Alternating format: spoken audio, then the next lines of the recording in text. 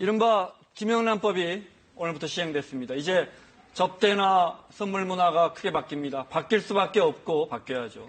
그리고 혼란도 있을 거고 당장 피해를 보는 업종도 나올 겁니다. 김영란법 왜 필요하고 우리 사회는 어떻게 보완해 나갈까요?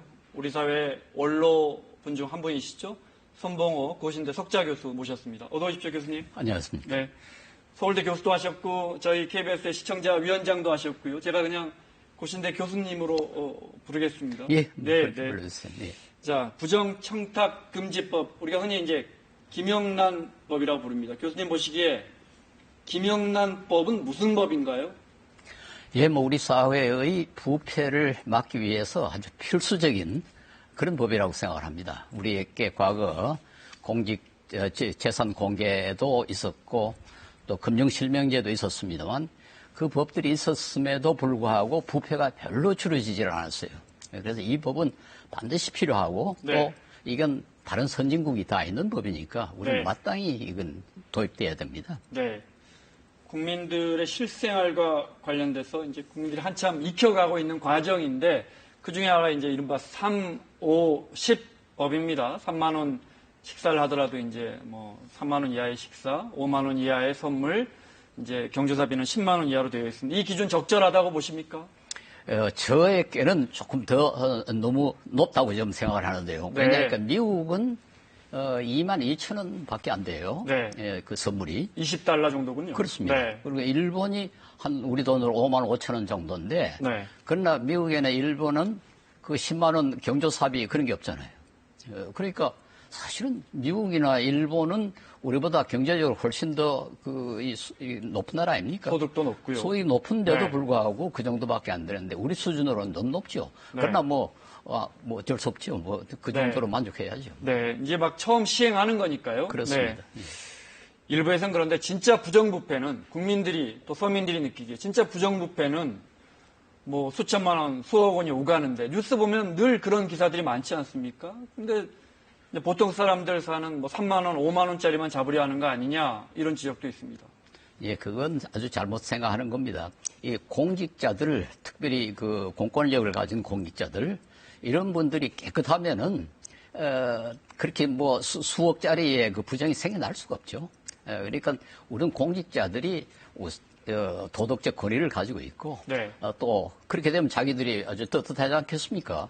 그러니까 부정에 대해서는 훨씬 더 쉽게 네. 그 대응을 할 수가 있죠. 그래서 이게 간단한 게 아닙니다. 이 공직자들로 하여금 자존심을 갖도록 하고 네. 또 도덕적 권위를 갖도록 해놓으면 사회가 전반적으로 훨씬 더 깨끗해지죠. 교수님 말씀은 5만 원, 10만 원 안 받는 관행이 정착되면 위로 가서 1,000만 원, 2천만 원, 몇 억짜리 뇌물 관행도 사라질 거다. 사라질 수밖에 없죠. 네. 네. 이런 질문은 좀 신뢰가 될 수도 있을 것 같은데요. 교수님 역시 사실은 우리 사회에 정말 지도층으로 살아오셨습니다. 대학 총장도 하셨고 세종문화회관 이사장도 하셨고 간혹 물론 검소한 분으로 알려져 계시지만 오늘 KBS 오실 때도 오래된 프라이드를 타고 오셨다고 제가 우리 작가들한테 전해 들었습니다. 예. 그렇지만 접대를 받으신 적이 있으실 거예요. 이런 접대가 모두 다 사실은 무슨 특정한 이익을 위한 그런 건 아닐 거란 말이죠. 어떻게 보십니까? 예, 접대를 많이 받았죠. 그러나 제가 무슨 혜택을 줄 수 있는 위치에 있었질 않았으니까. 네. 저한테 준 접대는 비교적 좀 순수한, 그런 친절에서 나온 접대였는데. 네. 그러나, 저로서는 전 그게 그렇게 반갑지는 않죠. 네. 저는,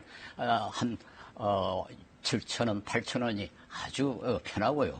어떤 데는 요즘도 한 2,500원짜리 식사도 하고 하는데요. 10,000원 넘어가면은 받는 것이 참 좀 부담스럽습니다. 네. 오늘 점심 어떻게 하셨습니까? 제가 여쭤봐도 될까요? 예, 오늘 점심은 무슨 이 복지단체 네. 회의가 있어가지고 거기서 얻어먹었습니다. 그렇습니까? 예. 네.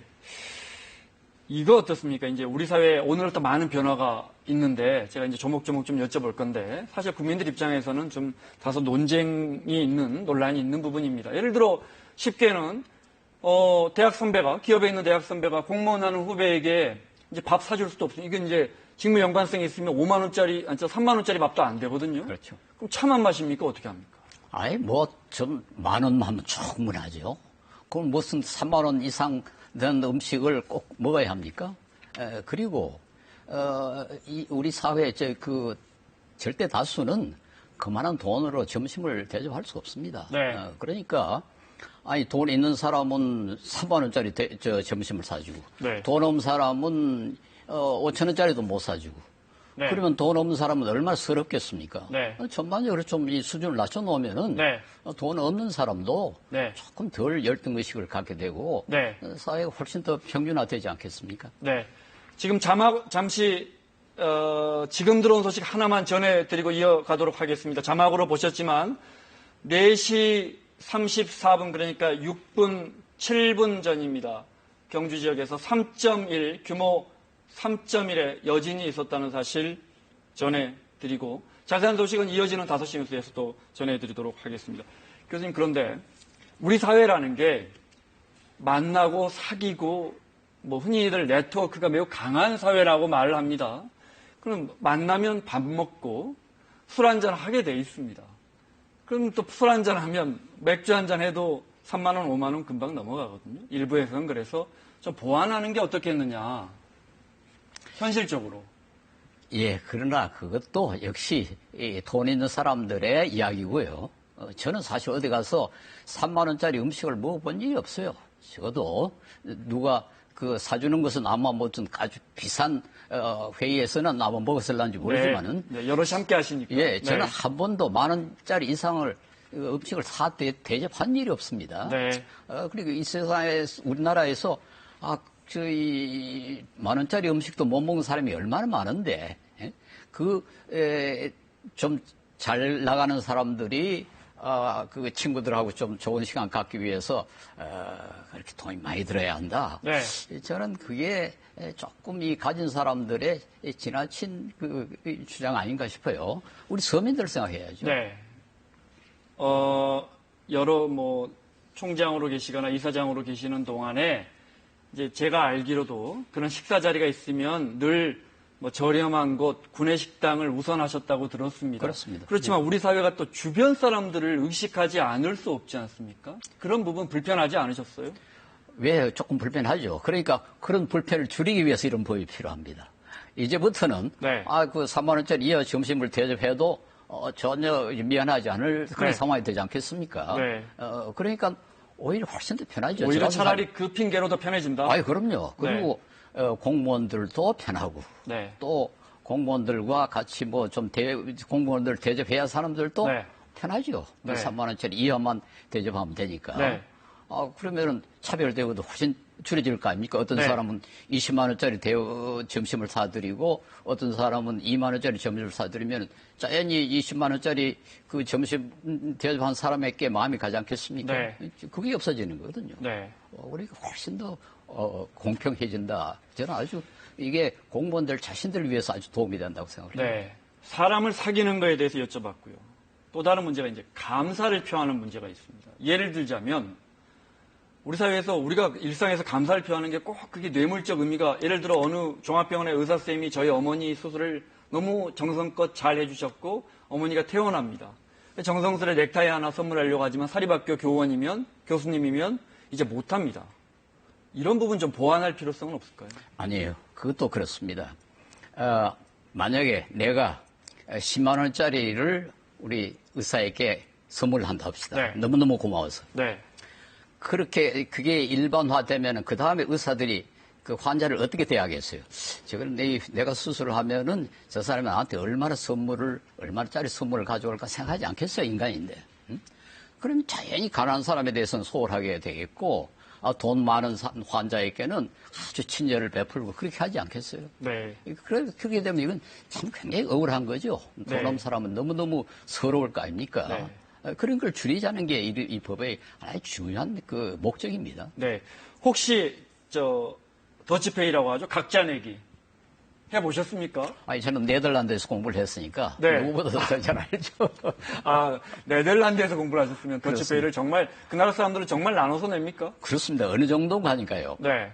내가 병원에 입원을 했다가 나오니까 우리 친구들이 같은 기숙사에 있는 친구들이 네. 나를 위해서 음식을 먹으러 가자고 그러더라고. 중국 식당에 가자고 그러더라고. 네.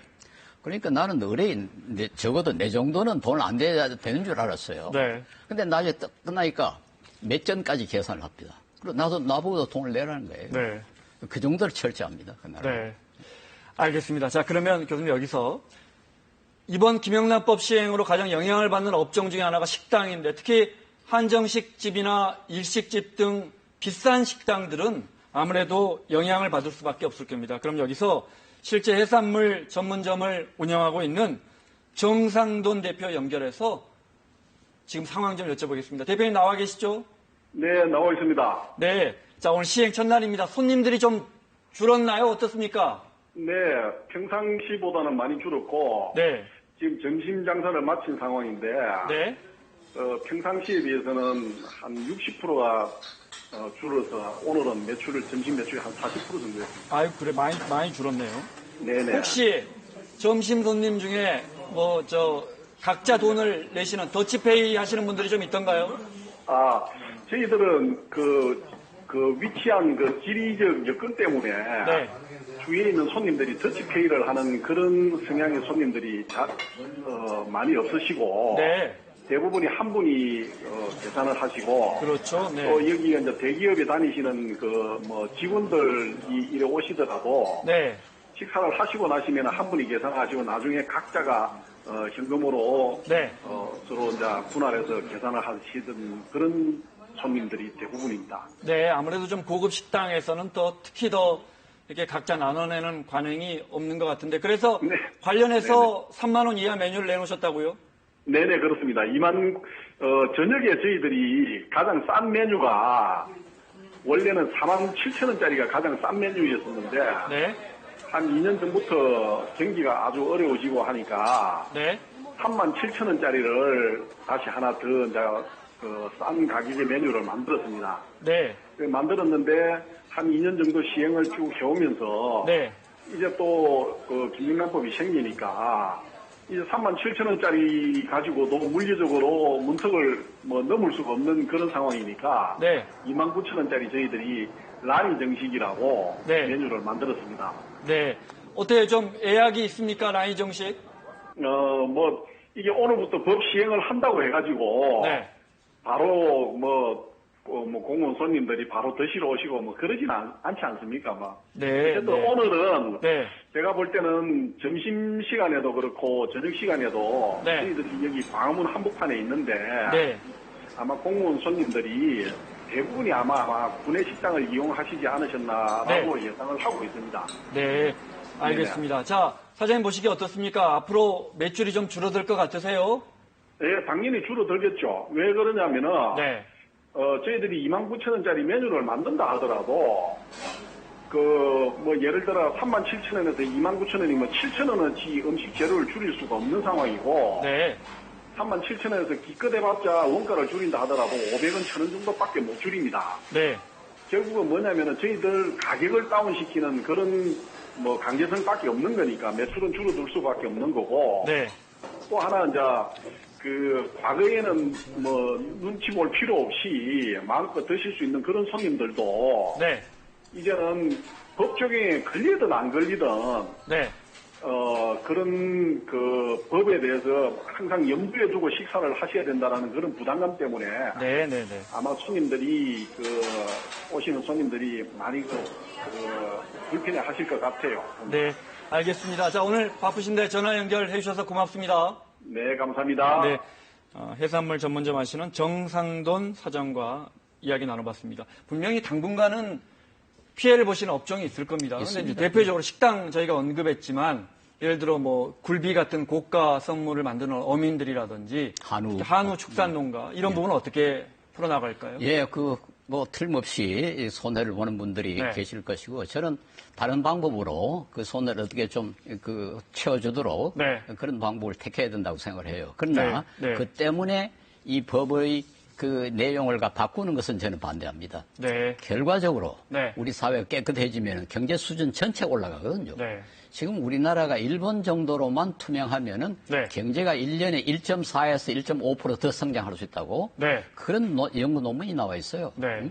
선진국 보세요. 모든 선진국은 다 우리보다 더 깨끗합니다. 네. 모든 후진국은 거의 예외 없이 우리보다 더 부패해 있습니다. 그렇습니다. 네. 그러니까 결과적으로는 우리 사회 모두가 다 덕을 보기 때문에 이 과정에서 좀 손해를 보시는 분들이 틀림없이 있을 것이고 네. 그것에 대해서 우리가 좀 미안하게 생각해야 되겠지만은 네. 정부가 또 그런 분들에 대해서 뭐 세금을 감면해 준다든가 다른 방법으로 이걸 좀 보충을 해야죠. 네. 사실은 근데 우리가 김영란법 전에도 당연히 형법상 뇌물죄도 있고요. 뭐 특정범죄 가중처벌법도 있고 2002년부터는 부패방지법도 도입하고 법이 없는 건 아니었거든요. 근데 왜 부정부패가 좀처럼 줄어들지 않는다고 보십니까? 가장 중요했던 것은 대가성 문제입니다. 네. 지금까지의 법에는 그 대가성이 증명돼야 처벌하게 돼 있거든요. 그런데 대가성을 대가성을 발견한다는 게 너무너무 힘들었습니다. 네. 그러니까 이번에는 3만 원, 5만 원 그건 그 대가성 관계없이 그럼요. 못 받도록 해야 했거든요. 네. 그럼 훨씬 발견하기가 쉽죠. 네. 그러니까 그게 제일 근본적인 문제였습니다. 네. 자, 이제 오늘부터 시행합니다. 하지만 앞으로도 여러 가지 보완해야 할 것도 있고 조금씩 개정도 해 나가야 할 것 같은데 교수님 보시기에 어떤 걸 좀 더 강화하고 어떤 걸 좀 더 보완할까요? 저는 여기에 반드시 첨가돼야 될 것이 네. 이해충돌 방지법입니다. 네. 김영란 위원장이 네. 이 법을 제안했을 때는 네. 이 이해충돌 방지법도 들어있었거든요. 네. 이게 국회에서 빠져버렸어요. 우리나라처럼 영구주의가 강한 나라에서는 네. 사실은 이해충돌 이해충돌 방지법이 네. 훨씬 더 중요합니다. 네. 그래서 이건 우리 시민들이 모두 일어나서 네. 국회에 압력을 넣어가지고 이 법을 만들도록 해야 됩니다. 네. 그리고 그 다음에 내부 고발자가 아주 중요합니다. 네. 이 공직 부패는 네. 이 내부 고발이 없으면은 발각되기가 참 힘들어요. 네. 그런데 우리나라의 전통적인 이 정서는 아니 동료를 어떻게 고발하느냐? 그럼요. 그건 의리가 없는 짓이다. 이렇게 생각을 하는 거거든요. 네. 그런데 한번 생각해 보십시오. 국민 전체에게 손해를 끼치는 것이 그 의리를 지키는 거냐? 네. 소수에게 이익을 주기 위해서 국민 전체에 해를 끼치고 나라를 갖다 망하게 하고 이 경제를 경제 발전을 막는 것이 과연 의리냐? 네. 이렇게 생각을 해야 됩니다. 네. 그래서 대의를 위하여 작은 의리는 포기를 해야 됩니다. 네. 그리고 그 작은 의리는 반드시 정당한 의리가 아니에요. 네. 그러니까 난 내부 고발이 좀 활성화됐으면 좋겠고 우리 시민들도 눈을 부릅뜨고 감시를 해야 됩니다. 네. 특별히 언론이 감시를 많이 해야죠. 네. 그래서 우리 사회 전반적으로 좀 이 부패가 줄어지면은 우리 모두가 다 이익을 보는 건데 그걸 우리가 좀 앞으로 관심을 가지고 지켜야 된다고 봅니다. 알겠습니다. 김영란법 결과적으로 우리 모두가 다 이익을 보는 법. 그렇죠. 그렇게 이해하겠습니다. 자, 손봉호 교수님과 함께했습니다. 나와주셔서 고맙습니다. 감사합니다.